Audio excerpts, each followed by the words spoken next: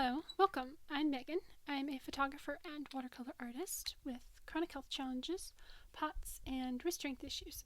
This means I'm tired a lot. So today I wanted to show you 3 things that help you in painting, even when you're really tired. The first one is something like Gogh or Rosa watercolors will whoosh on the page. That is, take off in the water and do fun things. And that means there's like way less work for you. You just kind of put the paint on the paper and then it does stuff. And then you don't have as much you have to do. So I've wet a square here. This is going to be the sky.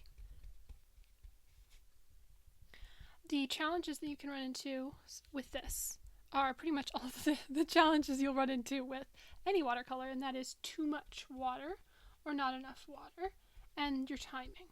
So you want to play with those things. If you wait too long, the page will dry, and if you put too much water, then there's just like this puddle of water, and then the stuff will just sit there. If there's not enough water, then there's not enough surface that's wet for the paint to do fun things in. So let's see, let's pick a color. I think this one's the turquoise. The other day I picked up this one and it turned out to be purple, and I put purple and orange together and I was like, it was a tragedy. I meant to paint with blue and I ended up painting with purple. So this is ultramarine turquoise. No, this is phthalo turquoise. Ooh.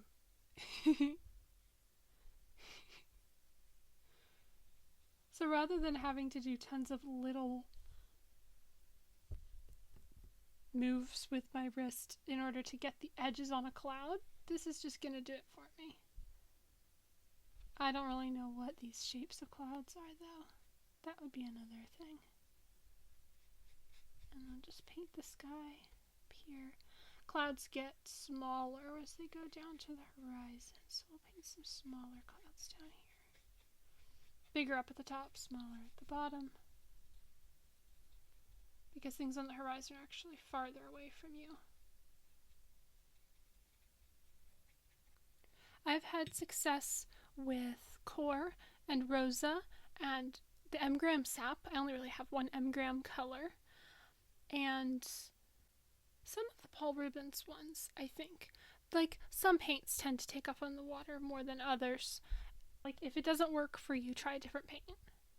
The next thing is granulation. So I'm going to add some more water down here, and I'm going to put a bit of water on this color to activate it. Granulating colors are usually a bit harder to pick up onto the brush, so you can pre-wet them to make them easier to pick up onto the brush.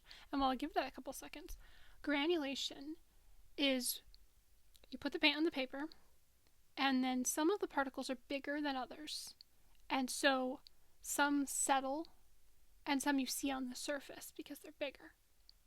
Different size particles in the paint, and that creates granulation, which means it's really important that you let it do the whole settling process. It will become more granulating over time.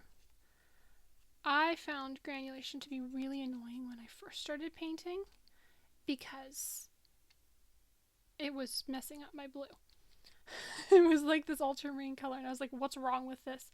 It has this really weird texture thing on it. Well, now I love it. I just didn't know what to do with it. And sometimes you will and sometimes you won't want granulation. I love these colors together. Bright turquoise blue and like a yellow ochre kind of a color. This is Montame out of Natural Sienna. You could also use a Goethite. I was looking for Goethite and I don't know where I put it. I think it's in one of my other palettes because I move paints around so often that I have no idea where I put it. But I believe this one's also very granulating, just not as much as the Goethite, which would have been really fun to show you. Potter's Pink is also heavily granulating, and Mars Black, the Turner Mars Black, is a really good one.